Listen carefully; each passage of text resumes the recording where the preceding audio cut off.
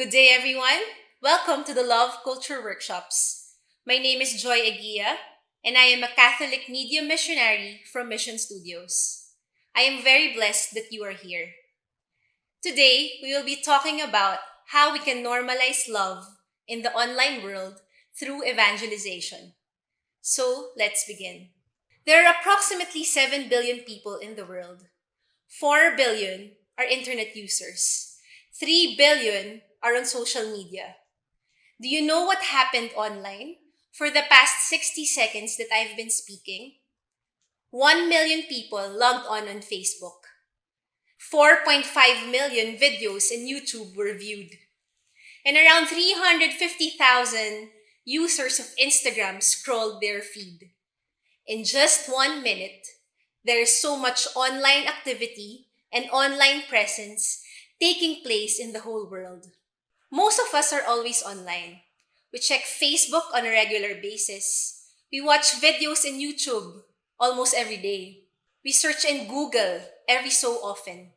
We check our Instagram feed always to get regular updates. We check tweets to get updates about the lives of people around us. We post, we publish, we share, we react. Being online is not just a trend anymore. It has been part of our lifestyle. Being online is good for reasons that it allows us to be informed. It allows us to learn new skills. It allows us to gain new knowledge. It allows us to connect with people around us. It allows us to strengthen our relationships with other people despite distance. It allows us to find answers to our questions. But being online and being exposed too much to it can also affect us in bad ways. If you come to think of it, we are exposing ourselves in an invisible, threatening culture that may be bad for us in so many ways. A culture that misleads us, a culture that burdens us, a culture that confuses us, and to the extreme, a culture that hurts us.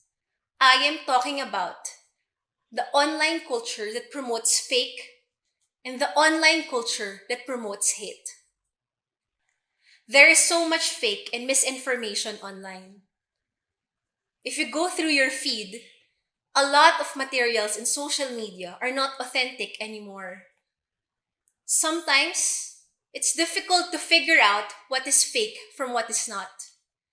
And as lies are being propagated, people are getting confused. People are being misled into believing into something that they should not. The fake culture teaches a lot of us that in order to get noticed online, we must be able to present a better version of who we are. And sometimes to the point that we need to present a fake version of who we are. Put more filters on your post so that it can gain more likes. Post something you've never done before so you can get more attention. Curate your feed by putting only the good things, the IG-worthy, the Instagrammable posts so that you can gain more reactions. Join the trend even if it compromises your values, just so you can get more followers. Too much exposure in the online world with this fake culture breeds in us the idea that in order to be happier in life, we need to put more filters in our posts so that we can gain more likes, so that we can feel more loved and accepted. Also, what we see online dictates upon us a set of unrealistic expectations of what our life should be like in our minds. What we see in our feeds, in our stories, defines for us how our life should be, dictates upon us a set of perfect worldly standards that we should attain in order to be happy. Hashtag relationship goals, hashtag couple goals, hashtag travel goals, and all these hashtag goals. These are okay. Sometimes, too much exposure to these things in our feed makes us feel that in order to be happy in life, we should be able to attain these as well. Not being able to attain these makes us frustrated about our own lives. We pity ourselves for not being able to experience that. And so a lot of us have experienced the fear of missing out. This is a kind of anxiety that takes place in us when we become scared that we won't experience the positive things taking place in someone else's life. And this fear is consistently fueled by everything we see online. What's sad about this is that we hate our lives. We get frustrated with our lives. We pity ourselves for not having what others have. There is a thriving culture of competition, comparison, envy, selfishness taking place because of these things. Sadly, the online world is filled with the culture of hate. There is so much hate online. Online shaming, bashing, trolling with negative comments to put someone down, cyberbullying, and all these negative behaviors that has caused a lot of people to feel rejected, isolated, to make them feel unworthy, unaccepted, and cancelled. To the extreme, this online culture of hate has brought people brokenness, depression, and anxiety. This ugly culture of hate has disconnected people from who they truly are, teaching them to face life in isolation. The online world has become filled with hate, anger, envy, lies, selfishness. And we see this every day. They pop out spontaneously in our feeds because these have become normalized online.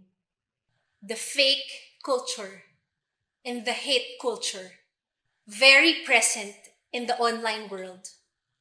And if we are not on guard, and if we will not make ourselves aware, it can badly affect us. There is so much hate and fake online. And people who are online encounter these while they are hurting, while they are broken, while they are seeking for help, for hope, for healing.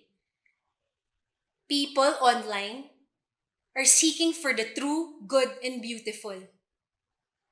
Even though there is an online culture of fake and hate, we can do something about it. There is an urgent call to fight against this online negative culture. What can we do? We are called to normalize love in the online world. We are called to be part of the love culture and to bring it online. We are called to remind everyone online of the love that truly saves, truly heals, and truly accepts. A love that can be found in Jesus Christ. Our online presence can be powerful and transformative. How? By taking part in online evangelization.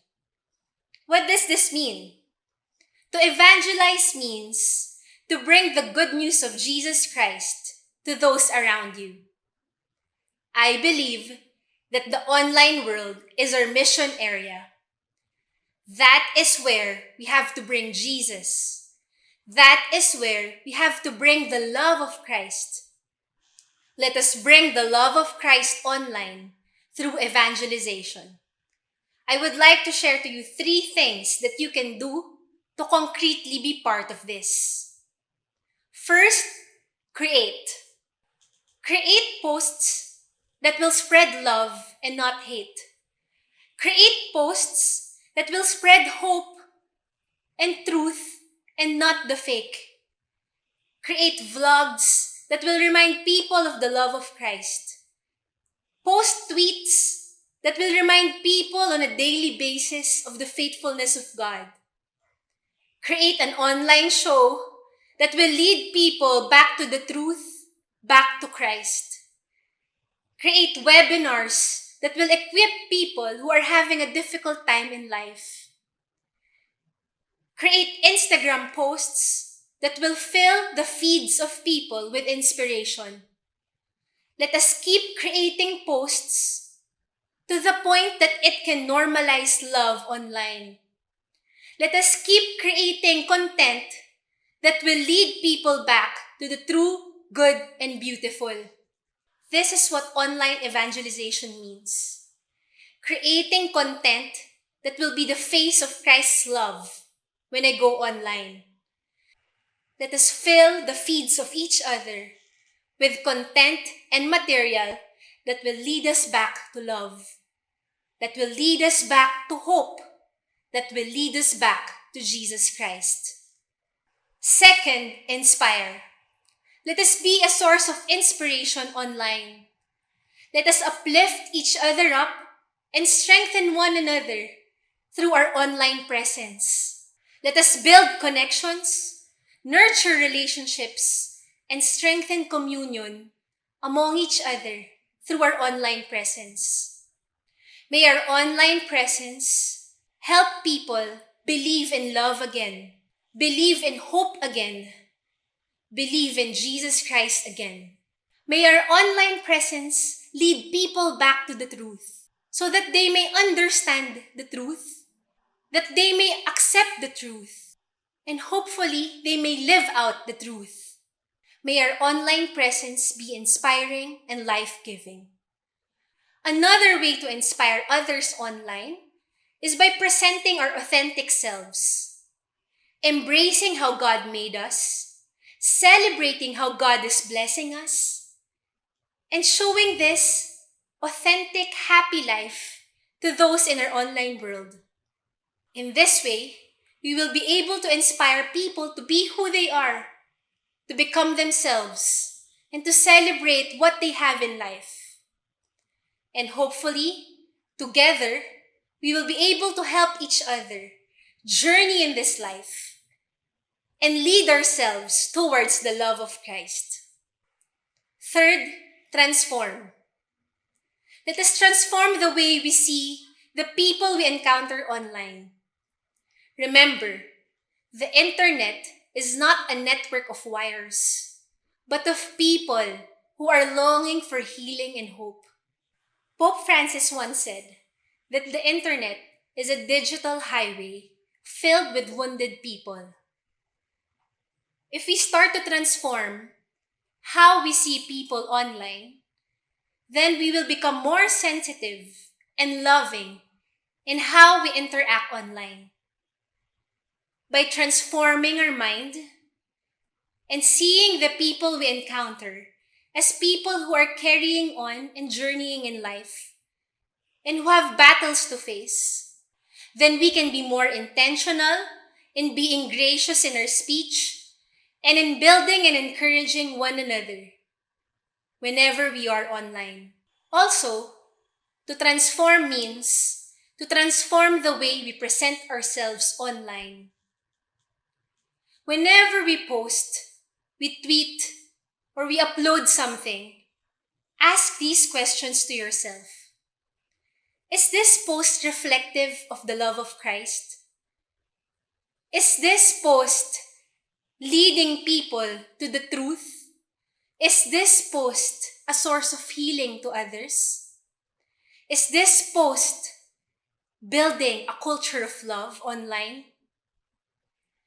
Let's always ask this question before we post.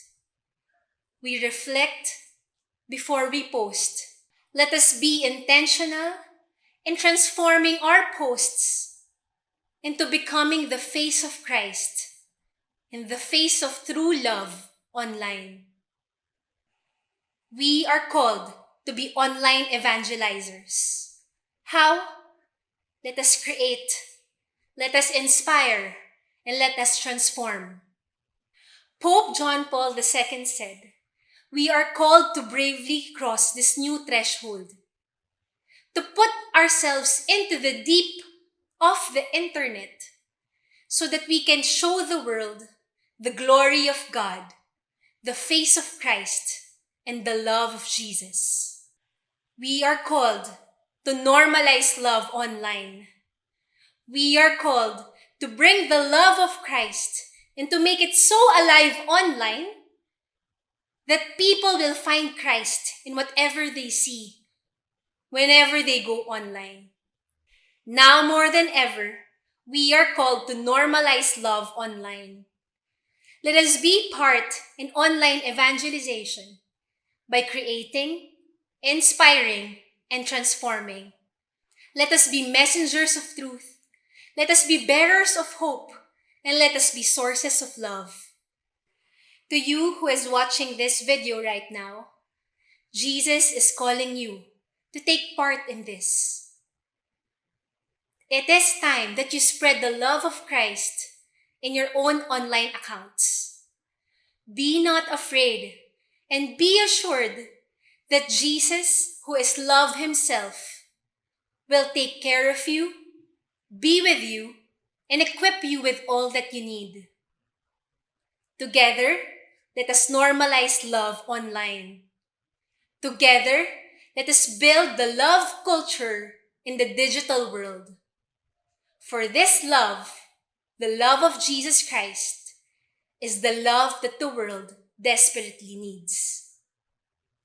Thank you for listening, and I hope you enjoyed being here today. Make sure to attend the other workshops as well. I pray and hope that everything you've heard in this workshop will help you build a culture of love. Thank you very much, and God bless.